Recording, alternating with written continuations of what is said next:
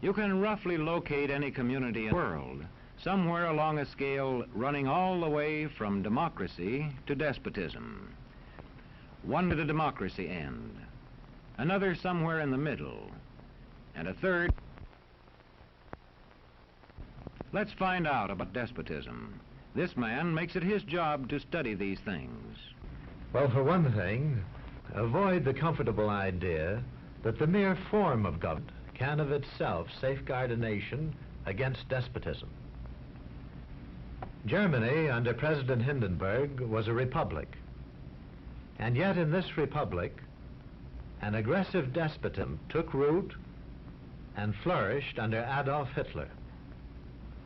When a competent observer looks for signs of despotism in a community, he looks beyond fine words and noble phrases. For which it stands, one nation, indivisible, with liberty and justice for all. Many observers have found that two workable yardsticks help in discovering how near a community is to despotism: the respect scale and the power scale.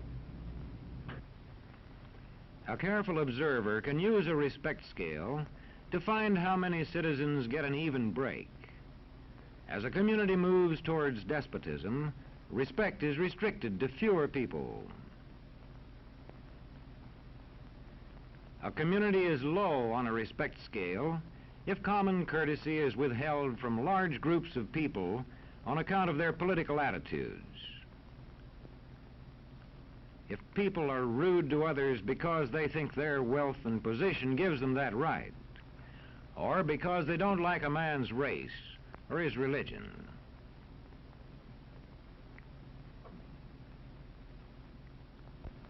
Equal opportunity for all citizens to develop useful skills is one basis for rating a community on a respect scale.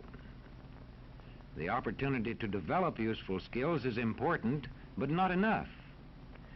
The equally important opportunity to put skills to use is a further test on a respect scale.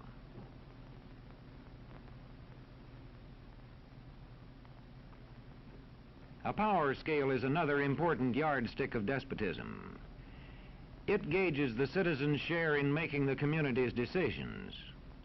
Communities which concentrate decision-making in a few hands rate low on a power scale and are moving towards despotism. Like France under the Bourbon kings, one of whom said, "The state, I am the state."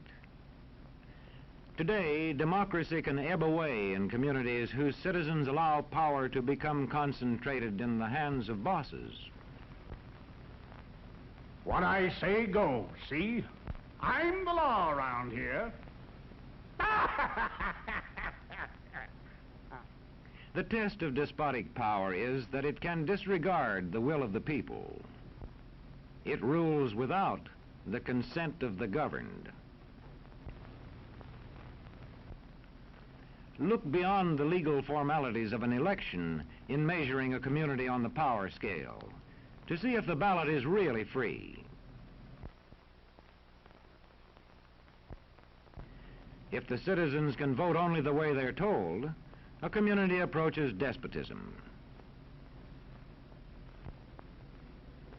When legislatures become ceremonial assemblies only and have no real control over lawmaking, their community rates low on a power scale.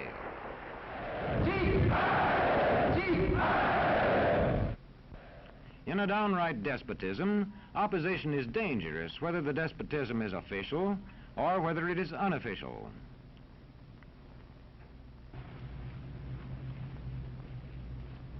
The spread of respect and power in a community is influenced by certain conditions, which many observers measure by means of the economic distribution and information scales.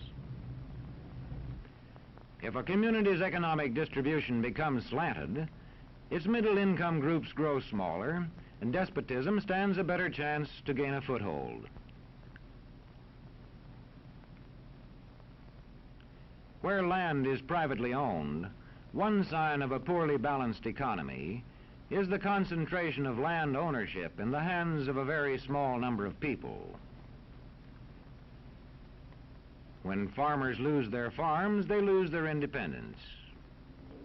This one can stay on, but not as his own boss anymore. To the extent that this condition exists throughout a nation, the likelihood of despotism is increased.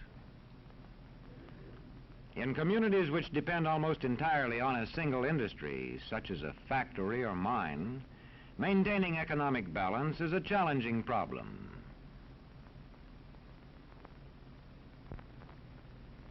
If this condition exists over the nation as a whole, so that the control of jobs and business opportunities is in a few hands, despotism stands a good chance.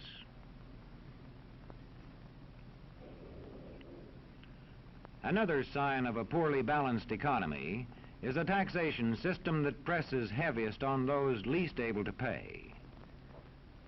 A larger part of a small income is spent on necessities such as food. Sales taxes on such necessities hit the small income harder. In the days of the salt tax, feudal despotisms were partly sustained by this and other effects.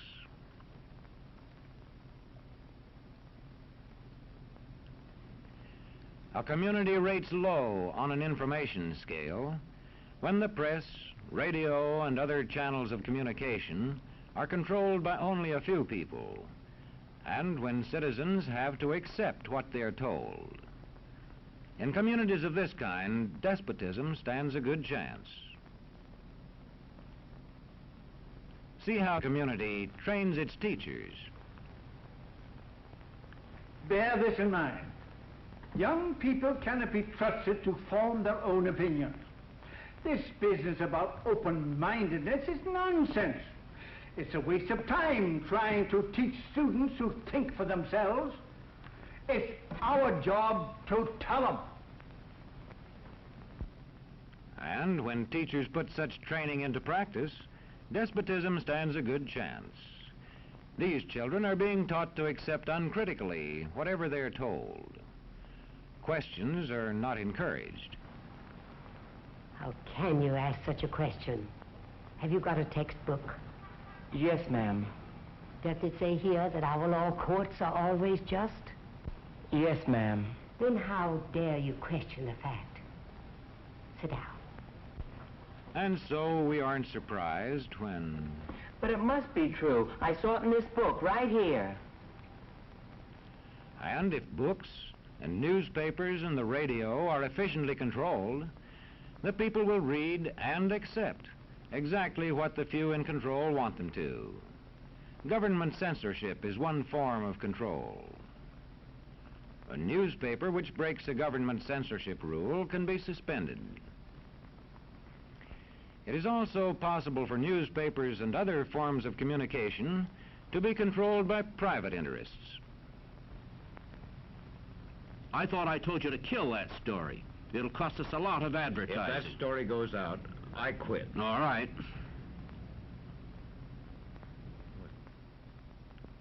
What sort of community do you live in? Where would you place it on a democracy-despotism scale? To find out, you can rate it on a respect scale and a power scale. And to find out what way it is likely to go in the future, you can rate it on economic distribution and information scales.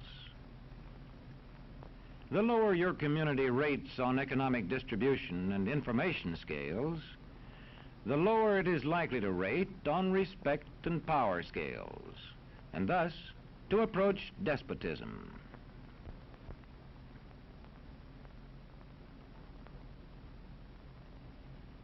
What happens in a single community is the problem of its own citizens. But it is also the problem of us all, because as communities go, so goes the nation.